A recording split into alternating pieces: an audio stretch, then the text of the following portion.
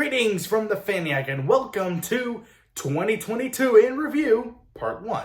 So essentially I'm doing like a two-parter video where I'm just re-examining the best and worst of what I thought in terms of movies that came out in 2022. I'm looking over the movies that came out and I'm giving my takes on what I thought were the best and the worst. This is part 1 and I thought, why not start off on an upbeat note? So I'm going to be talking about what my top 5 favorite movies were from 2022. I'm going to have a little honorable mentions later on, and we're going to go from lower to upper, if that makes any sense. So let's start off. At number 5, Top Gun Maverick.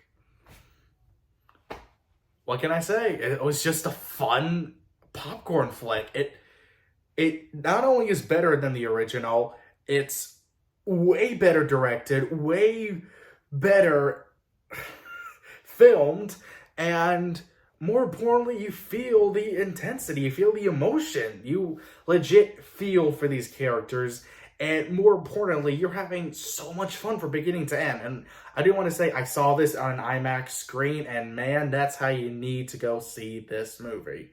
I mean, of course, you can't see it now, but luckily I saw that the Blu-ray came with the IMAX scenes, so if you got a really big TV setup like mine, I think it'll just be good enough like that right here at home. But yeah, I mean, it's just an all-around great movie. It has great, not necessarily complex, but very likable, charming characters you can root for.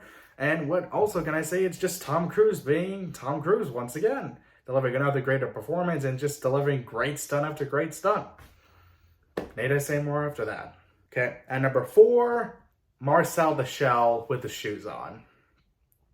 This is a kind of a weird shoe-in that I just kind of had last minute. I saw this last month, actually, not even that long ago. And it's hard for me to admit because I'm not a big crier. I don't usually cry going into a movie. And it was a free rental I had when I was on vacation. So I just turned it on my TV and watched it with my little sister, and I bawled towards the end of the movie. It is surprising that it gets you so emotional. Jenny Slate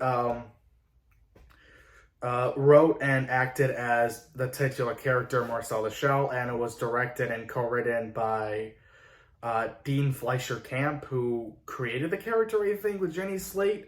So it's cool to see them, I guess, come back.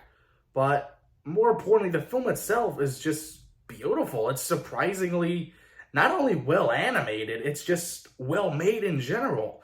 I fully believe the interactions between the humans and Marcel, or whatever the shell people are called. And more importantly, I really connected with Marcel on a lot of levels. And it really is just a great feel-good movie you can watch with your family. That's all I need to say. It just really impressed me. What more can I say? And number 3, Elvis. What hasn't been said already about this movie? Austin Butler knocks it out of the park as Elvis, and this is the real selling point. You could give crap about the direction and the overall story, but you can't deny that Austin Butler wasn't improvising. He wasn't trying to pretend to be Elvis. No, he was Elvis from beginning to end. I never, not for 1 second, questioned his acting. He sold it. He was so good. And if anything, I'd say just go see him for his performance, because he is great in this movie. And even then, I surprisingly really enjoyed this. It was a really good movie. I was really getting into the really flashy vibe this movie was giving. And I know this director is very controversial, but I feel like his energy really suits this type of world that Elvis is known for, especially at that time he was popular and came out. So I feel like it's a match made in heaven in that sort of circumstance. I really enjoy this. I also feel like Tom Hanks was really good, playing a really great interpretation of the Colonel. I know some people aren't on board for Hank's portrayal, but considering that from when I heard that the Colonel was kind of from overseas, so he was trying to pretend to be an American. I feel like then, if in that circumstance, Tom Hanks get a really good performance. So from that circumstance, it's really entertaining. It's really good. It is a little long though. I personally watch. I was really into it for like a good like 3/4 of it. But I think by the time we got to Vegas, I was kind of feeling the length. But even then, still overall really good, very fun, very entertaining. But if you're curious about the story, just watch it for the performance, because Austin Butler will make you roll. Sorry, that's a bad joke. At number 2, we have Jordan Peele's Nope. Okay, so I only saw this once, and when it first came out, and I still feel like I haven't seen it. And that's how I know I'm watching a good movie. Usually because of the fact I love when you can see a movie, and then when you see it again, it fully turns your head upside down because it's nothing like how you first saw it. It fully makes you feel like you're watching it all over again and in a new light. Christopher Nolan has a huge impact on me with this. I remember I was watching Dunkirk, and I never knew we were going back and forth at different time intervals. I was like, what? And I found that with almost every one of his movies, Christopher Nolan. And I can appreciate and love a film that has all these Easter eggs laid out for you that you pick them up more and more with each new viewing. I love that type of stuff. And even then, I feel like Jordan Peele knocked it out of the park once again. It's not as terrifying and as psychologically horrifying as Get Out.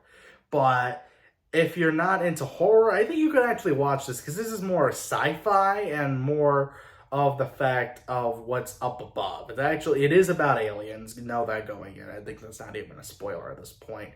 And it actually has surprisingly very funny moments. It's not a comedy.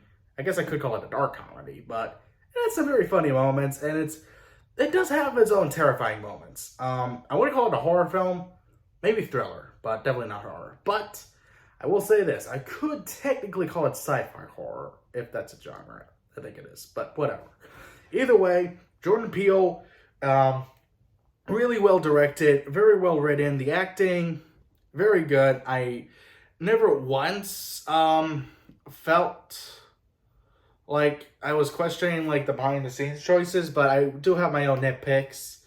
Like, some things could be better explained, but then again, also, if it's that type of movie where it makes sense better the second viewing, then I'm just gonna shut off my brain for that. I remember I gave a score back when I first came out. I think it was like an 8.5 or something. I might not have posted it on the channel, but that's fine. I can always change that another time when I watch it again. But that's just my overall take on why Nope made the second. And now for some honorable mentions.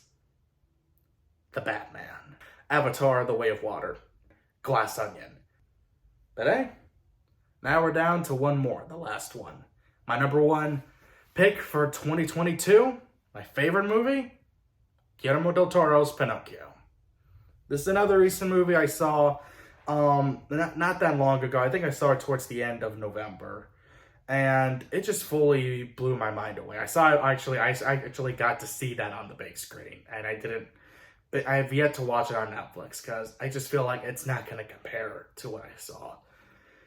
And I'm just trying to control myself before I bawl my eyes out again, because it was beautiful. It's beautifully well made, beautifully acted, beautifully filmed, beautifully written, and just passionately directed. It is much, much better, in fact, infinitely better than the Disney garbage remake that came out earlier on Disney Plus this year. Don't watch that. Watch this. This is not only an animated masterpiece, but just a beautiful love letter to the fairy tale of itself. It's new. It's unique.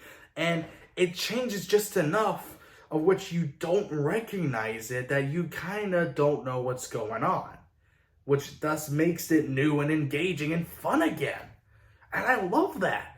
It's funny, it's family friendly, and more importantly, it's done by the great Guillermo del Toro, who is one of the great filmmakers still working in the industry today. I'm always excited whenever he has a new project coming out, and I was really excited to see this movie, and he did not disappoint. This was a great movie all around. Watch it as fast as you can. These were my favorite movies of the year, my top 5 favorite overall. I also mentioned some honorable mentions. Of course, this is fully catered to my personal liking. You guys can argue and bicker as much as you want, but this is just what I thought were the best. I really enjoyed all these movies all around. But hey, what were your favorite movies that came out this year? What were your top 5 favorites? Please list them in the comments down below. Like and subscribe, and stay tuned for more videos like this in the future. And more importantly, stay tuned for 2022 in Review Part 2. Peace.